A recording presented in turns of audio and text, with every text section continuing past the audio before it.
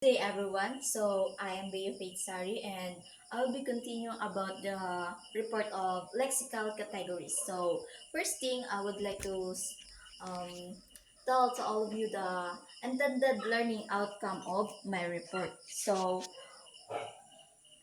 of course, by the end of this lesson, you will be students will be able to define and distinguish between homonymy, polysemy, capetonyms, metonymy, and idioms. Of course, by the end of my report, um, I need to define distinguish between those five lexical categories, which is the homonymy, polysemy, and etc.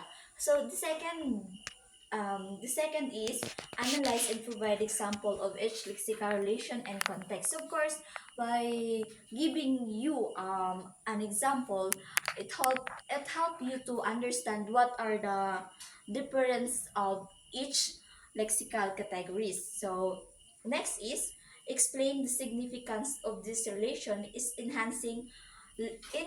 enhancing language comprehension and communication.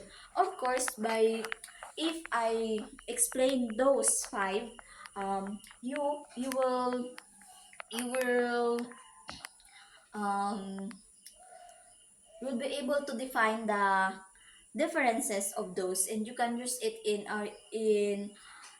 comprehension and communication. So first, we talk about the homonymy. So homonymy, it says that words that share the same spelling or pronunciation but have different meanings. So I have example here, like that's the word bat. So the word bat, we can say that the word bat is a flying mammal. So it's a we can also say that bat is a flying mammal. So mammal. So but also bat is a sports equipment.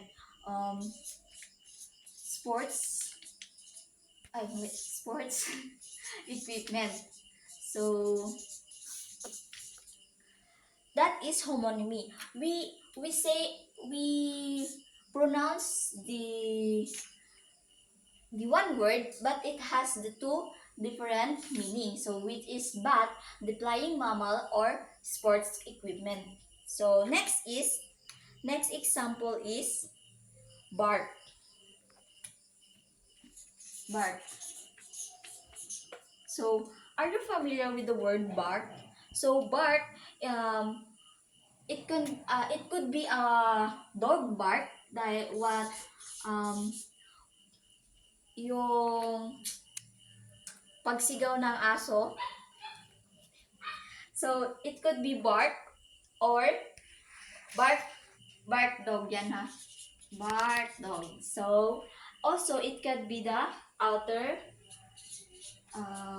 outer covering of a tree. So that is the we pronounce this we we say or pronounce or spell the same spelling, same pronunciation, but different meaning. That is homonymy. So did you get what is homonymy? But guys, always remember that homonymy is homonymy homo homonymy we we share the same spelling or pronunciation but have different meanings, like like these examples. So that is homonymy. So next is polysemy. Polysemy, a single word that has a multiple meanings that are conceptually related. So example niya dito is bank can mean a financial institution or the side of a river. Foot can refer to a unit of measurement or the lower part of a leg. Polysemy highlights the flexibility and depth of word meanings in language. So, polysemy guys, ito ay this? Share the same spelling or pronunciation but different meanings. That is homonymy, while the polysemy is poly polysemy is about a single word that has multiple meanings. Single words lang siya, but there have multiple meanings. Here in homonymy, we have one word but two different meaning. It could be like but, it could be a flying mammal or sports equipment. But in polysemy, here single word like example here is bank. Example here is bank, but here in polysemy, one are single word, but um, polysemy have or has multiple meanings. Like here, bank example can mean a financial institution or the side of a river. So bank, it can be a financial institution or side of a river. And here another example is foot. Foot can refer to a unit of measurement or part of a leg. So that is the polysemy. But also, always remember the difference between homonymy and polysemy. Homonymy share the same spelling, pronunciation, but different meaning. Here in polysemy, single word that has multiple meanings that are conceptually related. Kumbaga, here in polysemy, single word siya, but because related siya dun sa, like, yung bank, related siya dun sa may side of a river, so it could be a polysemy. So that is the difference between homonymy and polysemy. Next is capitonyms. So here guys, the capitonyms says that words that change their meaning when capitalized. So here in capitonyms guys, like this, capitonyms. So we use capitonyms by we differentiate capitonyms rather by their by the spelling, by the first letter, like the word march. That word have has a capital letter in the first word, like march. The letter M here is big, or what you call, capitalize M, which is um, it says that this March spelling is about the month, like March, the month of March.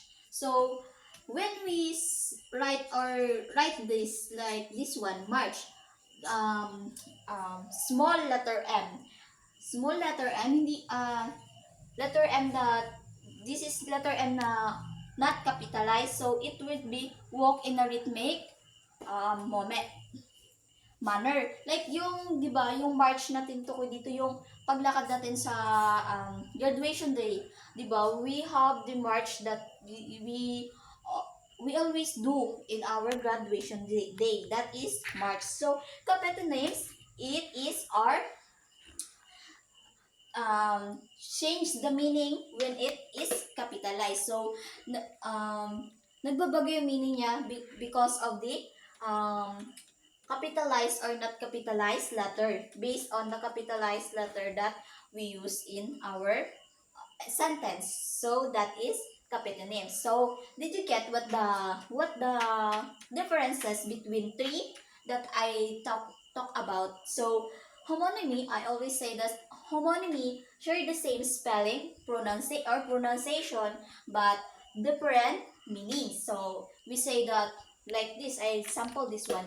Like we say but can define as two meanings. It can be flying mammal or sports equipment. So polysemy, a single word, but a single word that has multiple meaning that are conceptually related. Kumbaga, polysemy, single word lang siya, pero dahil nga sa related yung word na yun sa kanya is polysemy have a lot of or multiple meanings na. So, capitonyms, we define cateponyms by using capitalized letters and not capitalized letters. So, next, we move into metonymy. Metonymy, a figure of speech where one word is substituted for another with which it is closely associated. Metonymy enhances imagery and provides a more vivid expression in language. So, metonymy, it says that it is a part of figure of speech where one word is substituted for another with which it is closely associated. Kumbaga, metonymy, kung it substitute when it comes to um, closely associated, kumbaga kung saan siya malapit. Metonymy enhances imagery and provides a more vivid expression in language. Metonymy, we use it in our vivid expression in language and how we express the words, the meanings of the language or sentences. That is metonymy. So, next is we proceed to the last part of my report. Of course, the idioms. Idioms, phrases where the meaning cannot be inferred from the literal definition of the individual words. So, guys, did you remember what Ma'am Langga showed in um, first overview of semantics? Di ba? She show idioms that she examples like kick the bucket. What is the meaning of the kick the bucket? Of course, as a um, as a tawag nito, people, like we say as kick a bucket as sinipa yung balde or timba. So but in deeper understanding, kick the bucket means to die or namatay namatay. So, here in idioms, yung meaning niya cannot be inferred from the literal definitions of the individual words. We cannot say that this kick the bucket is about to someone kick the bucket. We say at someone's die or means to die. That is the kick the bucket. That is the idioms. We cannot refer to the literal definition of the sentence, but we need to find a deep explanation of this context. So that is idioms. So guys, did you remember what are the five lexical categories that I discussed? Of course, first we have homonymy, second polysemy, third capitonyms, fourth is metonymy. That was I discussed to you. Meton, metonymy, and also the idioms. So, idioms. So, did you guys remember what are the difference of these five? So, homonymy, polysemy, capitonyms, metonymy, and idiom. So, of course, um, let me tell about the differences of these five lexical categories. Homonymy, like what I said earlier, it is about share the same spelling, pronunciation, but different meanings. Like these examples that I given to you. So, bat, flying and mammals, sports equipment, bark, bark, bark, bark by sounds that produce of a dog and outer covering of a tree. So that is homonymy. So polysemy, guys, it is a single word. Did you remember it? A single word that has multiple meanings that are conceptually related. Nagkakaroon siya ng multiple meanings because they are related to that single word. So next is a capitonyms. So capitonyms by its word capital names, it we use it capital. We define capital names as by using the capital letter and the small letter. We use it like the example I wrote her the March and March. March with the big first letter M, with the big capitalized letter M, is a March, the month of March.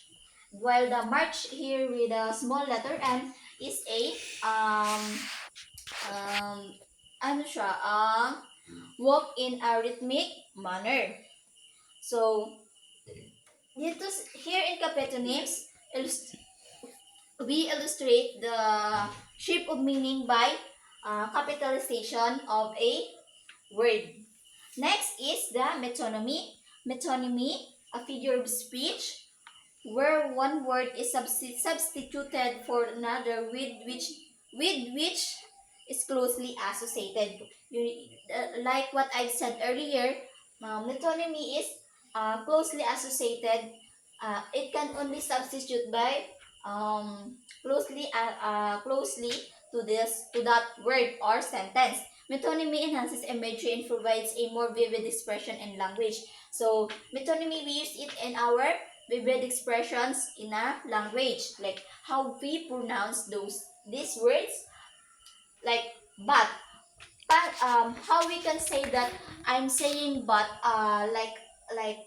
mammal when I didn't know how to pronounce it correctly, right? Though, so metonymy, we need to use metonymy by providing a thought of what I'm going to say, or what the word or thing I am saying in front of you. So that is metonymy. So next is, of course, the last part is idiom. Idiom is about the definition of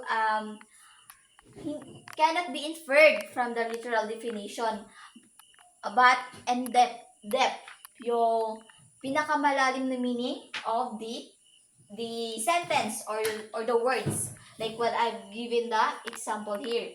Idioms, understanding idioms is crucial for grasping the nuances of language and cultures. Of course, while we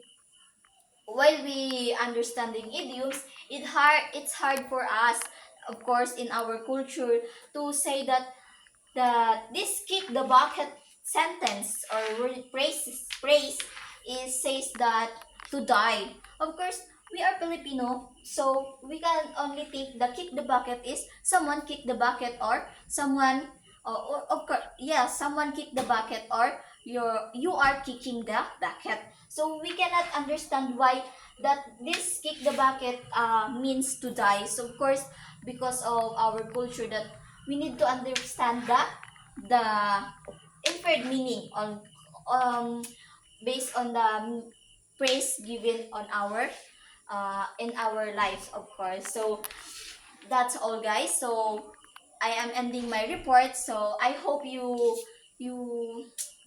you understand all the lexical categories that I discussed this meeting. That's all. Thank you.